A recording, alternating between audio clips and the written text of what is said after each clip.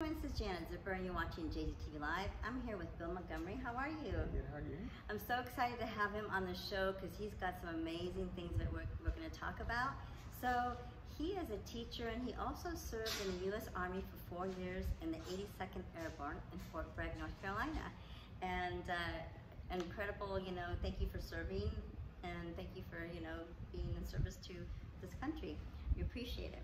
And he moved to Southern California and started working at the #1 concert nightclub in Hollywood called The Palace, right across from Capitol Records. It must have been an incredible thing to experience. So he started back as a bar back and moved to be one of the best bartenders in the city. So he made many connections in those 3 years traveling to and from Hollywood, California. After his nightlife career ended, he started working part-time at Circuit City as a car auto installer and UPS package handler. He moved up in both companies, but his love for cars, he picked Circuit City and as a shop manager to run their Compton, California location. After 2 years, he got promoted to a bigger shop in Costa Mesa, where he received Road Shop Manager of the Year. A lady came to visit Bill trying to pitch a training program that others would not buy into or give her a chance. Her name was Mary Ann Giorgio, and the program was called MECP, which is now well known and still an industry standard in mobile electronics around the world. Wow, exciting past, yes. Amazing journey. Yes, thank you. So, and as a teacher, what are some things that are important to you? Because I know we talked about this prior to the interview, that you want people to, know about that. Well, for one, thank you for having me. Great show, I'm glad to be here. Transportation and technology, having them come together under one umbrella. A lot of people don't really understand that they are together, especially now. And I just want to try and, teach, kids that are youth and the parents as well. So I like being a teacher. I think that's a great way to be able to do that, specifically at the high school. Right. Yeah. Yeah, and there's there's so much misconception too about what is transportation exactly. Yeah, that's a good question. A lot of people they don't really understand transportation. Planes, trains, automobiles, right. The rover, the rockets, basic travel. Even one big misconception is that when you walk, the first step, mankind, that's transportation. Yeah, yeah. Horses. Mm-hmm. We tend to overlook that, and we think of maybe just a car. Right. But there's so much more. Mm-hmm. Yeah, it's true because when people think about that, the first thing that comes to their mind is the automobile. Correct. And we were talking about earlier about what it is exactly that you want to teach, because there's so much that goes into what your message is. So what's the most important thing that you want people to know about your message? Yeah, what I want people to know, thank you for asking me, is that when you talk about transportation, first of all, there's a lot of jobs out there. There's a lot of good careers. And you can become a technician. And as a technician, you can work on a spaceship, a rocket. You can work for a lot of different companies as a technician. And in the high schools, we don't have that pipeline of training certified technicians, and we have to borrow from India or Germany or things like that. And so in America, we really need to do that, and at the high school level, create a pipeline of certified technicians. Yeah, I think that's important too, because I think when people think about the automotive or technician, they don't really understand it. So everyone needs to know, like if they have a student that maybe a parent that says that they want to be a technician, basically they probably don't even know what that means or what is it that they want to do. Correct. I'm trying to change the image and the wording, as we talked about, to where it's not an automotive mechanic. Those are the olden days. Now you're a transportation and technology technician. It's just that's the buzzword, the right. industry standard, as you can say, but it's not caught on yet. So I'm trying to speed things up and give the kids that knowledge. Having, I have a good collaboration with NASA, and that's really allowed people to open up and just to hear me out. But if you don't have those big names, those big companies, right. a lot of times they don't hear you. Yeah, it's true. And everyone knows NASA, right? I mean, everyone's heard of NASA. Well, speaking of that, I just found out, today, and if you can elaborate on, your involvement with NASA, which I think is great. Tell me something about that. Okay, great. So, when I was 17 years old, I was in high school, and I had taken too many credits, and there was a program that Rockwell International had for students. You had to go interview just like a job interview. And they picked 40 students to go interview. Only half were going to make it.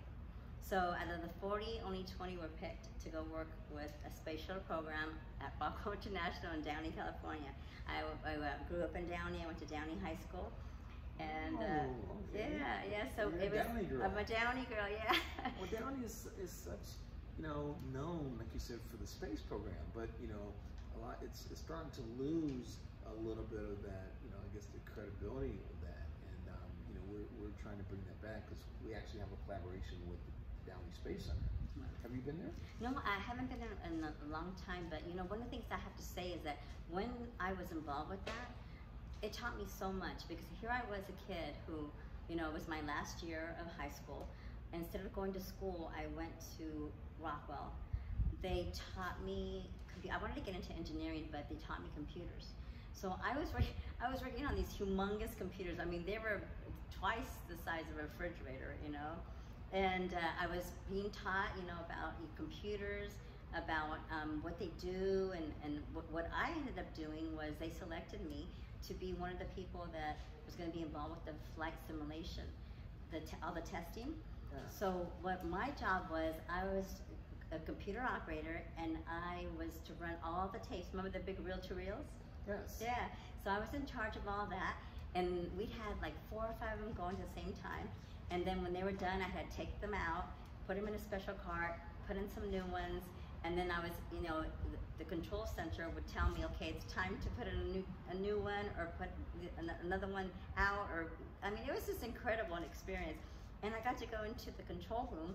It was this huge control room, and you got to see when they were up in space, you could, track the flight simulation, and the space shuttle, where it was going, and you could see the astronauts in there. I mean, it was just an incredible experience.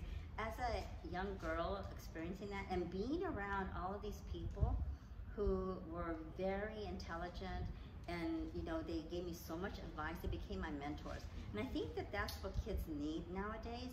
They need to be around people like that, because they need mentors. And I really truly believe that because of the mentoring that I received when I was younger, it helped me to be who I am today and what I'm doing now. Because when you don't have somebody to show you and guide you and lead you, and to show you that you can do something different, and you can be part of it. Like as a girl, being in the space shuttle program, that was something that I always thought it was for boys or for men. And then when I went in there, I didn't realize how many women were part of the space shuttle program, and it really gave me such motivation. So I think it's so important for kids nowadays. A true hidden pioneer, Yeah. Speaking of that, I have an organization that I started called the Hidden Pioneers, and William Kinston, as you know, he's one of those, and these are people like yourself that are kind of hidden, because they're just doing their job. They're doing what they think is best, and they're a pioneer. My cousin, Katherine Johnson, I'm not sure if now, but she was one of the ones that she's famous. Katherine, she worked on the Apollo program. She helped us get up to the moon and back safely, and she was played partly of the Hidden Figures, the movie.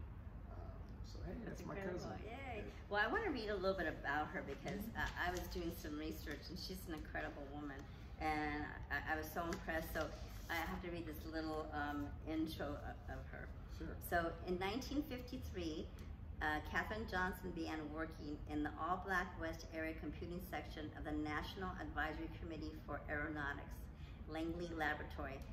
Just 2 weeks into her tenure in the office, they assigned her to a project in the maneuver loads branch of the Flight Research Division, and Katherine's temporary position soon became permanent. So she thought she was going to be temporary, and she ended up being a permanent fixture in this. It's so incredible. Amazing. Just to show you, you know, you just get that door open and stay focused and stay determined that you're. And she went through a lot of, you know, adversity and things like that, but she, you know, she did it. She made it. Yeah, that's awesome. Now, did she inspire you to do Yeah, what she you're doing today? did. Actually, she inspired me quite a bit. She inspired me to write a book.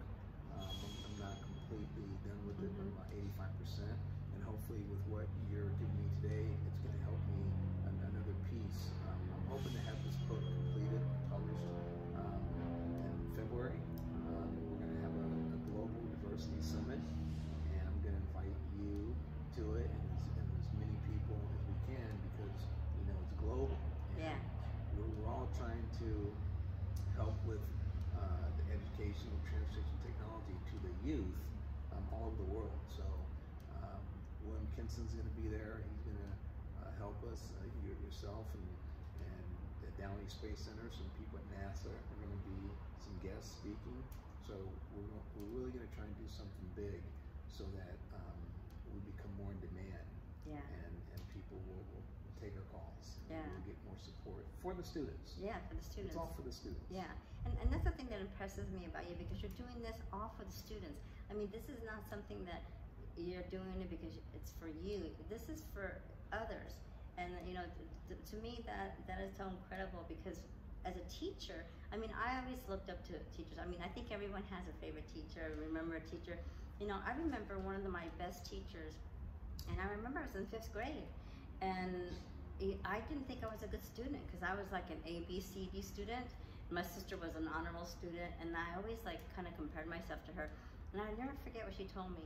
She said, you know what? She says, you have different gifts and talents than your sister. Because my sister had been through her class too. And all the teachers would compare us. And she said, you know, what you have, your sister doesn't have. What your sister doesn't have, you have. You know, so she says, you can't ever compare yourself to anyone. And so stop comparing yourself. And she says, every single student in here is different. Every single student has gifts and talents. And she says, as soon as you discover yours, that's, you know, what you need to do.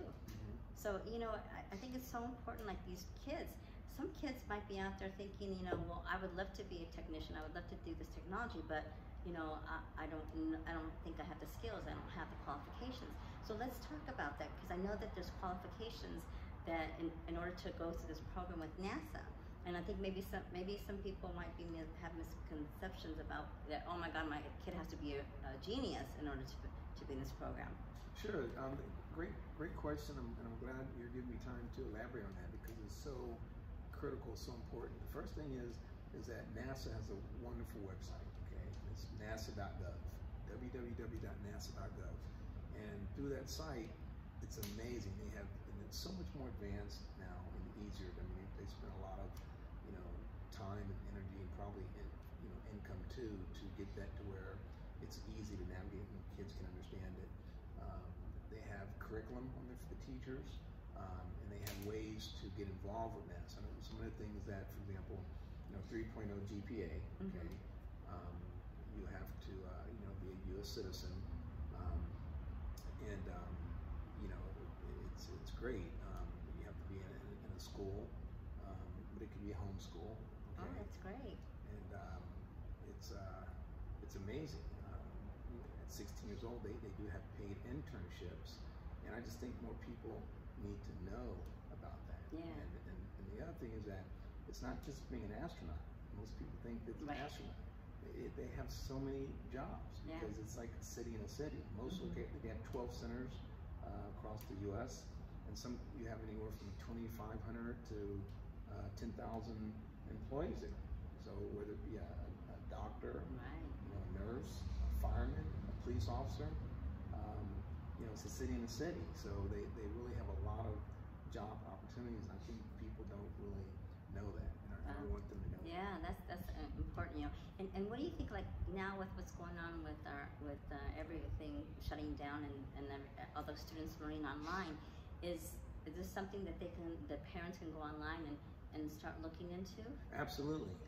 In fact, that might even favor NASA, because they have so much information online. And speaking of that, Dan, a gentleman named Dan from NASA, he actually taught me how to do the Zoom meeting 2 years ago. So I bought that technology when I learned. I remember like it was yesterday, I was in San Diego and I bought my laptop and we scheduled a Zoom meeting, and I told him I didn't know what it was, and he said, I'll walk you through it. And he walked me through it. And so I bought that into the school in Long Beach, not just once, twice, but 3 times in a Zoom. And now all of a sudden Zoom is your norm. Right. So I feel, really good about having that technology before a lot of other people did, but at the same time, I wanted to give it back then, but they weren't quite ready for it. Right. So they were kind of fighting it. Right. I can remember telling the principal that I want to bring NASA in, and through a Zoom meeting, and she was like, well, we can't do that, And I said, well, no, I can do it. She said, well, if you can do it, go ahead and figure it out. And we did it. And the first time I had 150 students and some of the teachers. And then the second time we did it, I think we had 250. And the last time we did it in the auditorium, we had 500.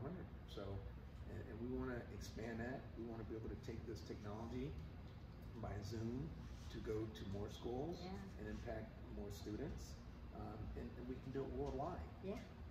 So I'm trying to get this information out on a global scale about what, not just what Bill Montgomery can do, but the team, with Hidden Pioneers, media like yourself. Right. Okay, that's important. The media is very key to get the word out. That's why I was so excited when William mentioned you and said he knew you, and I was just jumping out of my seat. And I think we made that date that same day. That's how fast I like to move. Yeah. When you have the information. That's right. You have to have a format. That's right. And by the way, I Gail, your partner, my co-host, co-host. Great interview. She talked about the accident that almost took her life. Okay? And of course, in transportation, I was thinking car. Good thing she had the seatbelt on for safety. And that safety, it's another big concern. Okay, with things, and we're just not teaching that at the high school level. And so safety with transportation and technology, educating people, And one more thing I'll say, I'll say a couple more, but I'm just gonna say this, is that these days, so much information is going on, so much technology, that we assume that people know how to do stuff. That's very true. They don't. Yeah. Okay? You might have to show someone that's 15, 16 years old how to actually put on a seatbelt. Right. See, we might have to show them, how to use the cell phone correctly, which I call them pocket computers. Right. I don't even call them cell phones. Right, they are pocket computers. It's more technology than we went to the moon in '69. Right. And that's what I want to convey to people, and people know that someone has to teach that. Yeah. Otherwise, people just, they use it, in other ways. They don't use it correctly. So one of the things that I think that our education should really consider is having a class that every day we're teaching our students how to use the pocket computer. Yeah. And maybe they'll understand that there's more to it than just video games. Right. Things like that. Right. So I hope that everybody's listening. I know I'm making sense out of it because I'm a teacher. Right. And I really like it. I'm grateful for the position. It helps me every day because I learn some stuff, from the students as well. But I have a simple message that I've kind of traded, okay? That's CSI, okay? And CSI means common sense intelligence. Okay, it's not the crime scene investigation. Right. But you have AI, okay? Right. And AI is artificial intelligence. So what I tell kids is like, look, it's AI, I understand, but it's artificial. We make the artificial, okay? So it's the common sense intelligence first, then it's the artificial intelligence. Right. So if I can kind of get that out there and explain it correctly to where people understand it, then maybe they'll listen more. Wow, that sounds amazing. So can you tell people how they can get a hold of you and how they can find out more about the summit, everything that you talked about? Because I think this is such an important message for people to know for teachers, and if you're a teacher out there, you know, educator, I mean, and obviously now, you know, parents are becoming teachers because they're teaching their children home right now because of what's going on. Sure, absolutely. You can find more information on montgomeryspioneers.com. That's www.montgomerys.com. We're also going to be creating a landing page, okay? But we're still going to have montgomeryspioneers.com. So you can go there, my contact information on there. We have some great people, hidden pioneers on there, or through your site, you can find out more information because we're going to be connected. Yes. Honestly, you're great, okay? And I want to stay connected with you and help you spread the word with Transportatiom Technology. And my dear friend William Kinston, I want to say, you know, thank you to him for allowing me to meet you. It's a lot about connections. Yes, it is. You know, I heard you guys talk about connecting the dots. Okay, that's very key. In collaboration. Yeah. Okay, this is what we need to do to get the word out more. Okay, and really help, because America, you know, we're kind of in trouble right now. But I think that we can get back on track if people make the right connections. They use common sense intelligence. Yes. Okay, and they stay focused on teaching, not just assuming. Yeah, that's a wonderful message. Yeah, and you know what? That's so important too. Like what you said about, you know, collaboration, because we need to collaborate together as adults to help our children, who are the future of this world. Because if we don't do it, you know, we can't expect anyone else to do it. We're the ones that are responsible for helping the children, teaching them, because they're our future. They are our future, and what people seem to maybe not understand or realize is that, you know, the kids, you know, they will take over. You know, I mean, it happens right now even. You know, let them be, you can't do anything about them. We're the adults. Right. You know, what do they know? Just because they have that pocket computer, it doesn't mean they've traveled outside of California. They don't know. So No. if we just assume that they know and just leave them alone, that's what we're not going to do. No. We shouldn't do, because it's going to be a problem. So but at the same time, not everybody knows how to connect up with the youth. Right. Okay? But as Hidden Pioneers organization, you know, we can show them, and they can get information at montgomeryspioneers.com, and they can see all the great people we have with all the different careers and things like that can show them, that can help them. It's not easy, you know. Most parents are working, you know, they're both working 2 jobs.